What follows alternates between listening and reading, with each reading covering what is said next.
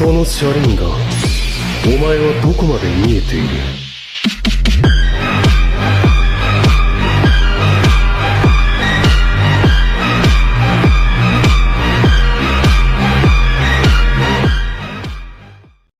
ဥရှိဟာအီဒါရှိဆိုတာရှိနိုဘီလောကရဲ့အစွမ်းထက်တဲ့ပါရမီရှင်တယောက်ဖြစ်ပါတယ်။၄နှစ်ရွယ်မှာရှာကရာတွေကိုထိန်းချုပ်နိုင်စွမ်းရှိပြီးရှုနှင်းဆောင်ဝဲမှာလည်းစာလေး2လိမ့်နဲ့မရဏတော်အုပ်ရဲ့9ရက်တာအသက်ရှင်ရမယ်ဆောင်ဝဲမှာ9နိုင်ခွဲလောက်နဲ့မရဏတော်အုပ်ကနေမီနာတိုရဲ့စန့်ချိန်တော့ရှိုးပြတ်ပြီးအမြန်ဆုံးစန့်ချိန်နဲ့ထိုးထွားနိုင်ခဲ့သူလည်းဖြစ်ခဲ့ပါတယ်။အမ်ဘူတက်ပွဲတဲ့အသက်ဟာအနည်းဆုံး73နှစ်မှာဝင်ခွင့်ရမယ်စီကံသက်မှတ်ချက်ရှိတော့လေပါရမီအချိန်ဟုန်ကြောင့်17နှစ်နဲ့တင်အမ်ဘူတက်ပွဲရဲ့ဝင်ခွင့်ရပြီး73နှစ်မှာအမ်ဘူခေါင်းဆောင်ဖြစ်ခဲ့ပါတယ်။အပြင်မှာစက္ကန့်ပိုင်းဂန်ဂျူစုတဲ့နိုင်ပေါင်းများစွာနှိပ်စက်တက်ဖြတ်တဲ့စုခုယိုမီဂန်ဂျူစုမှာလည်းပြိုင်ဘက်ကင်းဆရာတစ်ပါးဖြစ်ပါတယ်။အီဒါရှိဟာထို့သောပါရမီအချိန်ဟုန်ကောင်းတယ်လို့တစ်ဖက်မှာလည်းရှိနိုဘီလောကထဲမှာအယုံမှဆုံးအမိုက်ရိုင်းဆုံးပုဂ္ဂိုလ်လက်ညှိုးထိုးပြပါဆိုရင်လည်းအီဒါရှိပဲဖြစ်ပါတယ်။တကယ်ပါရမီရှင်တွေဆိုတာကိုမျိုးနွယ်ကိုစောင့်ရှောက်ထားတာတဘာဝဖြစ်ပြီးသူကတော့ငြိမ်းချမ်းရေးလိုလိုတက်ရှို့လိုလိုတစ်စပေါက်လိုလိုနှစ်ဖက်ရှင်လိုလိုနဲ့သူ့မျိုးနွယ်စုတွေကိုပဲရက်ဆက်စွာတပ်ဖြတ်ခဲ့တာမို့မျိုးနွယ်ရဲ့စုံပြူဖြစ်ပြီးစုံဆိုတဲ့အတိုင်းမျက်လုံးနှလုံးကအနီနဲ့ကြီးကန်းတွေလည်းအသုံးပြုတတ်ပါသေးတယ်။အဆိုးဝါးဆုံးကတော့မျိုးနွယ်စုကိုဖျက်ဆီးတပ်ဖြတ်ရုံနဲ့မကမိဘနှစ်ပါးကိုပါမိုက်ရိုင်းစွာတပ်ဖြတ်ခဲ့တာမို့တေပြီးအဝေစီကိုတန်းကြတတ်တဲ့ပြင်စာနန်ရိယာကန်၅ပါးတွေကအဖေအမေကိုတက်ရှင်းဆိုတဲ့မာတုခါရကကန်နဲ့ပီတုခါရကကန်နှစ်ထပ်ကွမ်းကျူးလွန်ခဲ့သူမို့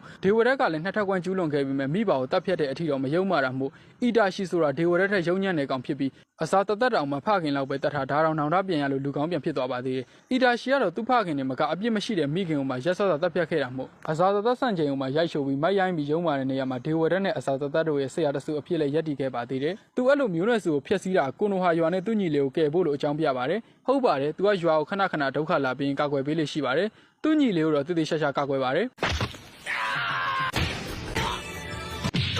ဒါကြောင့်ပလန်နေအစီအစဉ်တွေချပြီးသူ့ညီလေးကိုပထမဆုံးအမုန်းတရားနဲ့စတွန်းပြအောင်လုပ်ပေးကရည်ရွယ်ချက်ကတော့စွမ်းအားကြီးလာပြီးတစ်ချိန်မှာသူ့ကိုလာရှင်နိုင်ခဲ့ရင်ကိုနိုဟာရဲ့သူရဲကောင်ဖြစ်လာလိမ့်မယ်လို့ရည်မှန်းခဲ့တာပါမှန်းချက်နဲ့နှမ်းတော့ကမကိုက်ခဲ့ပဲသူ့ညီကလည်းဂျူစု3-4ခုတက်ယုံနဲ့ရွာကိုဖျက်ဖို့အဖွဲလိုက်ဖွဲနေပါတယ်သူ့ညီကိုကာကွယ်ပုံပြောပြရရင်သူသေးကနီးနောက်ဆုံးမှာသူ့ညီနဲ့ရှင်ဖိုင်းယောဂကြောင့်သွေးရငါတေသွားပြီးတော်လုံးနဲ့ဆေးနင်ကျင်စုတွေရှိပေမဲ့ဘာကြောင့်အယောဂကုလို့မပြောက်ထားလဲဆိုရင်ခင်မုံကြီးစေပါတွေကတဘာဘာကိုပြစ်မှိုင်းဒန်ဆယ်ပါဆိုတာတင်တတ်ပါတယ်အထက်က၄ပါးမြောက်မှကုသပြီးမရနိုင်တော့ကြီးလေးသည့်ယောဂများဖြစ်ရှင်းဆိုတာပါတာမို့သူကမိဘတော်တက်ဖြတ်ခဲ့တာဆိုတော့ကြီးမားတဲ့အာကုသို့အရှိန်ဟုန်ကြောင့်ငရဲမကြခင်ဒီဘဝမှာတွေမှာအာကုသို့တွေအကျိုးပေးနေတာမို့သူ့ယောဂကိုဘလောက်တော်လုံးနဲ့ဆေးနင်ကျင်စုမှာပြအောင်မကုသပေးနိုင်ခဲ့ပါဘူးဒီရှင်တွေကြောင့်သူလည်းသူ့ညီကိုပြုပြင်ပေးဖို့မတတ်နိုင်တော့တာနဲ့စာစကဲကိုနာရိုလက်ထဲမှာယုံယုံကြည်ကြည်အပ်ခဲ့တယ်ဆိုတဲ့စိတ်နဲ့ပဲတေသွားခဲ့ပါတယ်အဲ့တော့အီတာရှိကမိဘနဲ့မျိုးနွယ်စုကိုကာလာနာတိုက်ခဲ့တယ်ဆိုတာရွာနဲ့ညီအတွက်ဆိုပြီးရွာလဲသူတို့အာခါစုခီရန်ကိုပဲအထက်ကကြောက်နေရပြီးအကြောက်တရားအာခါစုခီလက်ထဲညီကြတော့လဲနာရိုလက်ထဲသူ့အတွက်ကောင်းသွားလားဆိုတော့လေသူလဲဆန္ဒမပြေပါပဲညီကိုအရှင်းရှင်းနဲ့ပြန်တက်ပြတ်ပြီး